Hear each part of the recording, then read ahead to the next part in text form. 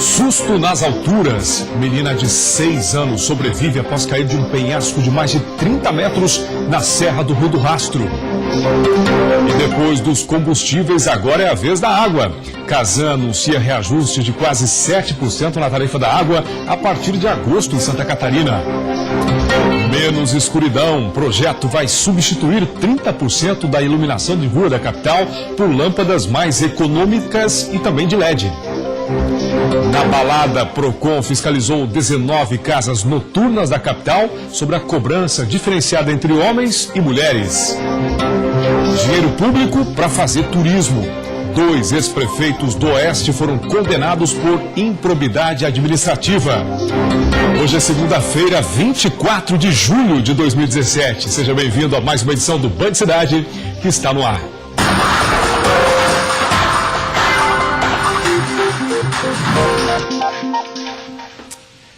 Olá, uma boa noite para você, obrigado pela sua companhia. Uma menina de 6 anos que caminhava com os pais próximo ao mirante da Serra do Rio do Rastro, em Bom Jardim da Serra, caiu ontem de um penhasco de cerca de 30 metros. A menina foi resgatada pelos bombeiros com auxílio do helicóptero Águia 4 de Lages. Um tripulante do helicóptero desceu com rapel, imobilizou a vítima e foi içado junto com a criança pelo helicóptero. Ela apresentava vários ferimentos e suspeita de fratura na bacia. A criança pisou em uma área de vegetação que escondia uma abertura para o penhasco. Deslizou sobre as plantas e ficou sobre uma grande pedra. Segundo a PM, a queda foi amortecida por galhos de árvores. A área fica às margens da SC 390. Olha, a criança sobreviveu por milagre, né? A Prefeitura de Bom Jardim da Serra precisa sinalizar melhor o local, precisa também verificar o que acontece naquela região, por que desse buraco está ali, né, sem qualquer tipo de sinalização, para evitar que outras tragédias como essa aconteçam. Por sorte, a menina passa bem. Um crime chocou o município de Santa Cecília, no oeste do estado. Um homem de 57 anos foi encontrado morto e a mãe dele, de 83, amarrada por 2 dias. A repórter Camille Constantini tem mais informações. Camila. A polícia denominou o caso como latrocínio, roubo seguido de morte. Bandidos invadiram uma propriedade em Santa Cecília, às margens da BR-116, no sábado, e a polícia atendeu a ocorrência apenas no domingo. Uma senhora de 83 anos foi amarrada em um dos cômodos da casa e o filho dela foi encontrado sem vida e com um corte no pescoço.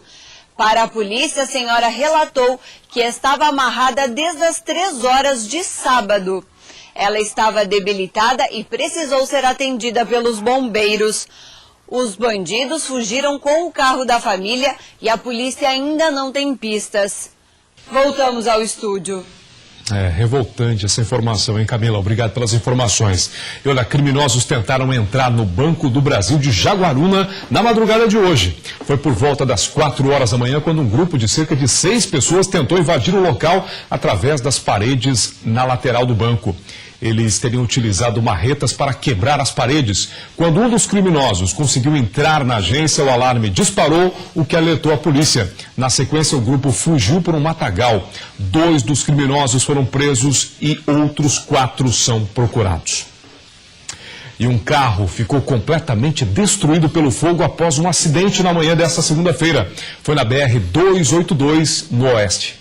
Um acidente entre 2 veículos acabou provocando um incêndio em um deles na manhã desta segunda-feira na BR-282. O acidente aconteceu entre os municípios de Ponte Serrada e Vargeão. A batida foi entre uma Amarok e uma Ford Cury. Com a violência do impacto, a Cury acabou pegando fogo, ficando completamente destruída pelo incêndio. Equipes do Corpo de Bombeiros e da Polícia Rodoviária Federal estiveram no local para atender a ocorrência. Segundo os bombeiros, o motorista da Cury conseguiu sair do veículo, sofrendo apenas escoriações leves. Ele foi atendido no local e levado para o hospital de Ponte Serrada. Já o motorista da caminhonete recusou atendimento e permaneceu no local. A PRF está avaliando as causas do acidente. Jaqueline Dutra, de Chapecó. Pois é, apesar de acidentes como esse, a Polícia Rodoviária Federal registrou 193 mortes em acidentes de trânsito nos primeiros 6 meses de 2017. O índice representa uma queda de quase 30% em relação ao mesmo período do ano passado, conforme comenta o inspetor Adriano Fiamoncini. A PRF mudou o seu modo de fiscalização, procura se concentrar em locais onde há uma chance maior de acontecer acidentes. Nós tivemos como novidade a lei dos faróis, que não havia no primeiro semestre do ano passado. O aumento no valor das multas também influenciou. Para se ter uma ideia, multa de embriaguez é quase R$3.000, isso faz muitas pessoas pensarem antes de beber. O aumento das campanhas de conscientização como o Maio Amarelo, cada ano fica mais forte. E também o grupo de fiscalização da PRF na Via Expressa, que também não havia no primeiro semestre do ano passado, que com certeza ajudou a reduzir os acidentes aqui na Grande Florianópolis. Existe uma preocupação para o segundo semestre, né? A PRF vem passando por algumas dificuldades, né? A partir de 4 de julho, já no segundo semestre, a PRF recebeu o contingenciamento, o corte de 40% do seu orçamento para 2017. Então a polícia teve que se adaptar a essa nova realidade.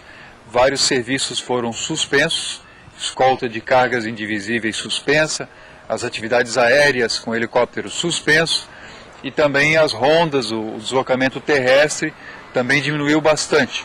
Nós vamos fazer o possível para que isso não se reflita em acidentes, mas realmente é uma situação difícil, não tem como negar.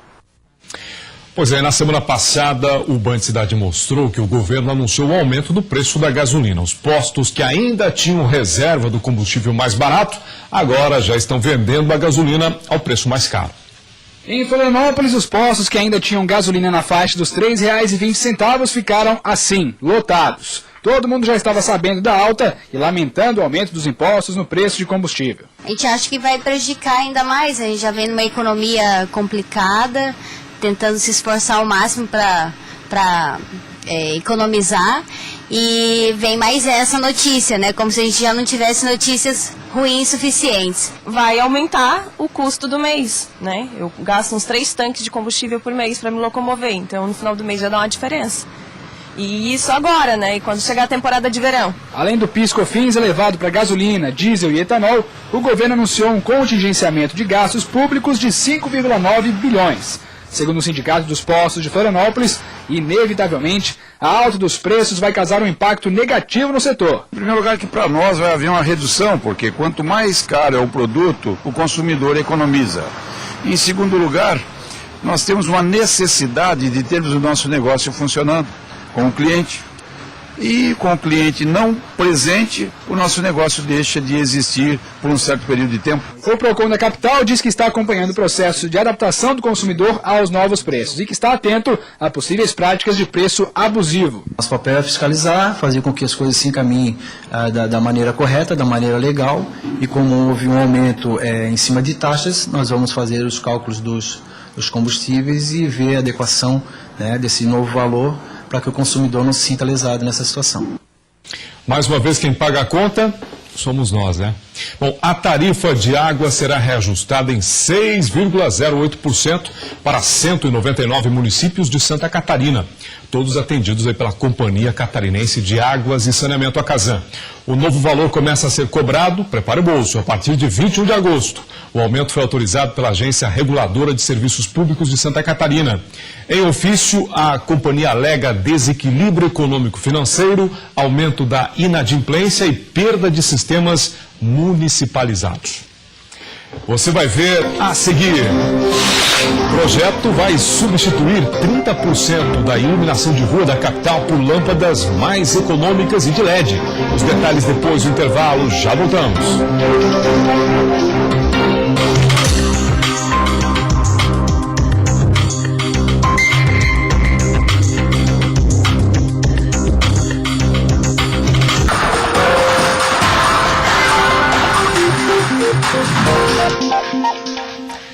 No horário de Brasília, agora são 7 horas e 2 minutos. Obrigado pela sua companhia. O Band Cidade está de volta. E E a Defesa Civil declarou oficialmente a situação de emergência em Palmitos e Trombudo Central, no oeste catarinense, e Siderópolis e Jaguaruna, no sul do estado. A medida foi motivada pela chuva intensa e inundação e também enxurradas que atingiram o estado no mês de junho. A portaria foi publicada oficialmente nesta segunda-feira no Diário Oficial da União e tem vigência por 180 dias. Outros 36 municípios do estado têm situação também de emergência reconhecida. Dinheiro público para fazer turismo. Ex-prefeitos de Tunápolis e também São João do Oeste foram condenados por improbidade administrativa. A repórter Jaqueline Dutra é quem tem as informações. Jaqueline.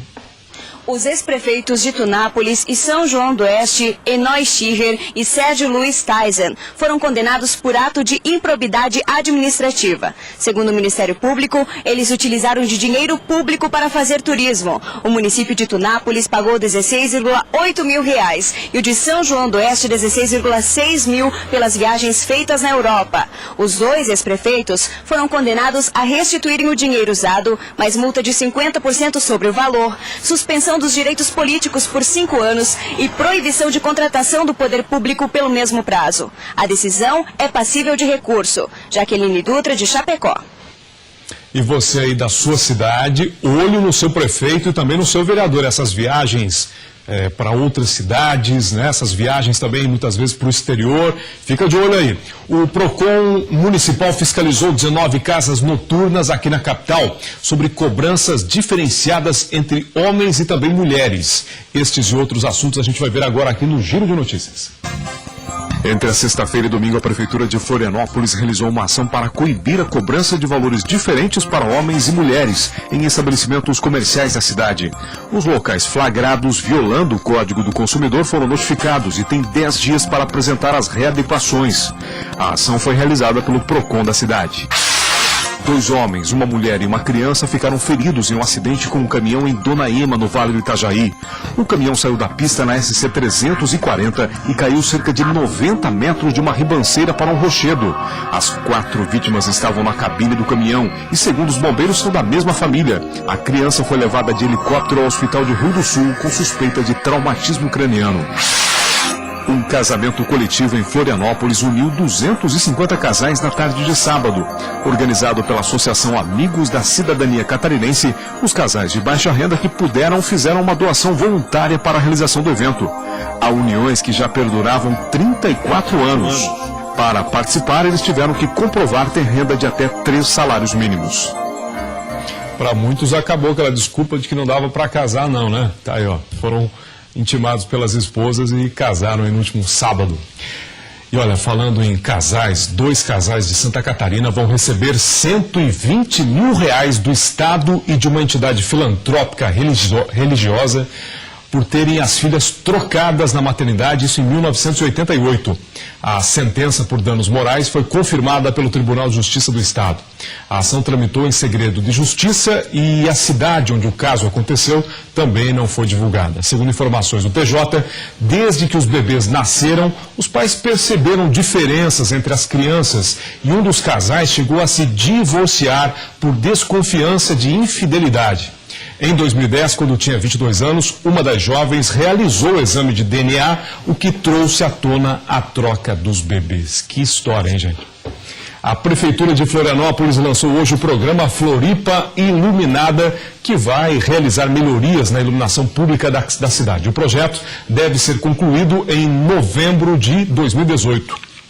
Florianópolis deve ficar mais iluminado nos próximos meses. O programa Floripa Iluminada consiste na substituição de 16 mil pontos de luz em 1.500 ruas de 28 bairros.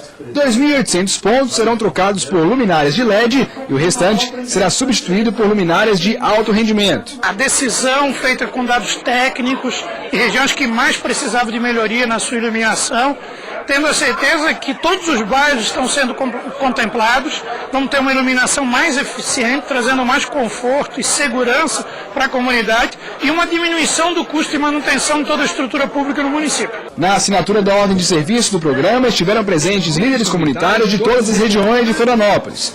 Os primeiros bairros a serem atendidos serão os do sul da ilha, onde o vento sul faz mais estragos e onde estão os bairros menos iluminados. Quando você investe em iluminação pública, você está tirando aquele local do ermo, da questão deserta, do abandono, evitando, por exemplo, ações de furto, assaltos, crime de grave ameaça, muitas vezes até estupros, dando mais qualidade de vida para as pessoas, bem-estar e segurança pública no deslocamento das pessoas que fazem isso muitas vezes a pé. A previsão para a finalização do serviço é até novembro de 2018. Segundo a diretoria do consórcio, esse prazo já leva em conta possíveis atrasos por causa de mau tempo, por exemplo. Nós fizemos mais ou menos já um planejamento, levando em conta as intempéries, porque se tem um levantamento estatístico de Florianópolis. Então levou-se isso em consideração para se fazer o prazo, né? Mas é claro, pequenas alterações é possível, mas sempre tendo em mente que o final é 2018 e tendo uma programação mensal de execução. Bom, previsão, como disse o secretário, para 2018, e vamos torcer para que a cidade, em algumas regiões, saia da penumbra, uma escuridão só, né? A seguir, mais espaço para a cultura. Florianópolis deve ganhar uma galeria de arte a céu aberto. Os detalhes a gente conta depois do intervalo. Até já.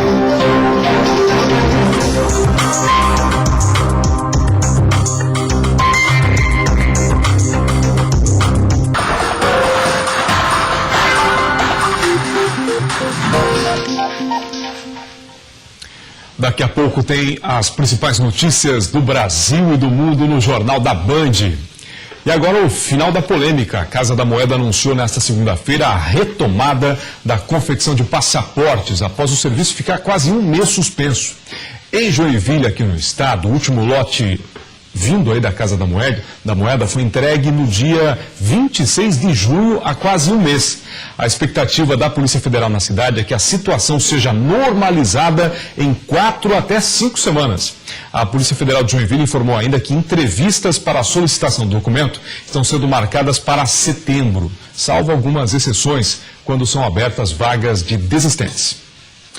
E foi inaugurado hoje na capital a primeira galeria de arte pública. São 6 obras que fazem parte de um projeto de revitalização de uma das principais ruas da capital. É o melhor custo dos projetos, já foram financiados aí pela iniciativa privada. Quem passar pela Tenente Silveira, no centro da capital, vai perceber que os canteiros foram reformulados, novas árvores foram plantadas, mas o grande destaque são os bancos. Ao todo, 6 obras de arte, cada um com seu tema e desenvolvido por um artista plástico da região. É a primeira galeria de arte pública de Florianópolis. Nós damos uma nova característica urbanística às avenidas da cidade, realizando em parceria com a iniciativa privada, sem nenhum recurso público, permitindo, obviamente, que esses espaços sejam melhor aproveitados, através de uma arte urbana de características inovadoras e trazendo mais vida a regiões que antes se vivia apenas naquela cor cinza, sem vida. A iniciativa foi possível graças à Lei 3.255, que incentiva a implantação de obras de arte em edificações em troca de índices construtivos. Durante um ano, uma empresa de construção ficará responsável pelo espaço, que depois passará para os comerciantes locais.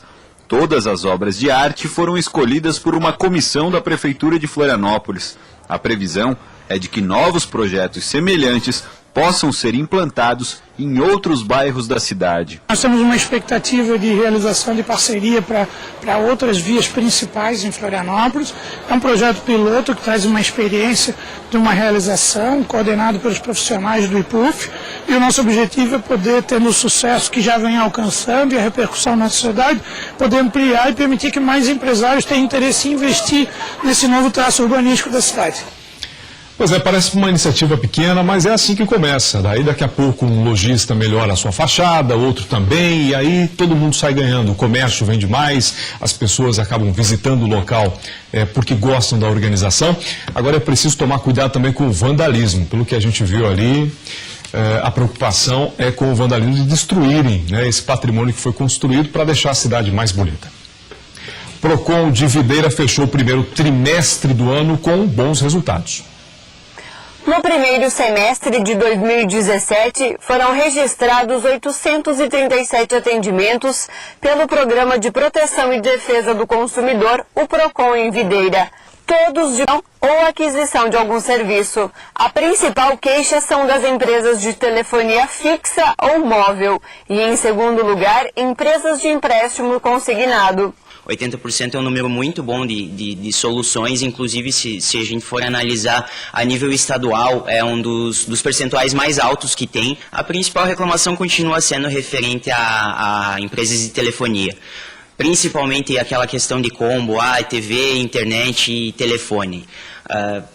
Também as empresas de telefonia móvel e empresas de empréstimos consignados. 80% das reclamações registradas foram resolvidas em atendimentos e contatos preliminares. Ainda faltam 173 pendências para serem resolvidas ou aguardando audiência.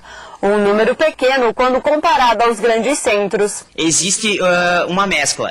A gente não tem números precisos de cada qual, mas tanto por telefone, que antes de abrir a reclamação a gente sempre tenta fazer um atendimento prévio para tentar solucionar de forma amigável, sem uma abertura de uma reclamação. Então muitas das nossas reclamações são solucionadas antes de formalmente ter um processo. O PROCON é responsável por ajudar e mediar conflitos entre consumidores e fornecedores de produtos e serviços. O atendimento pode ser feito por telefone, online ou pessoalmente.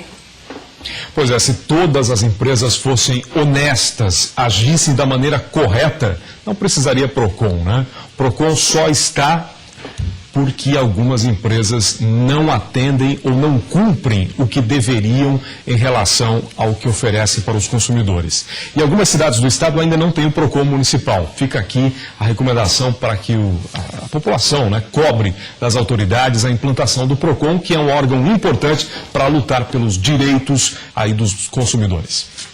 E o Band Cidade dessa segunda-feira termina aqui. Você acompanha agora o Jornal da Band e as principais notícias do dia. Obrigado pela sua audiência. Amanhã tem mais notícias no Meio-Dia Catarina e às 10:07 aqui no Band Cidade. Até amanhã.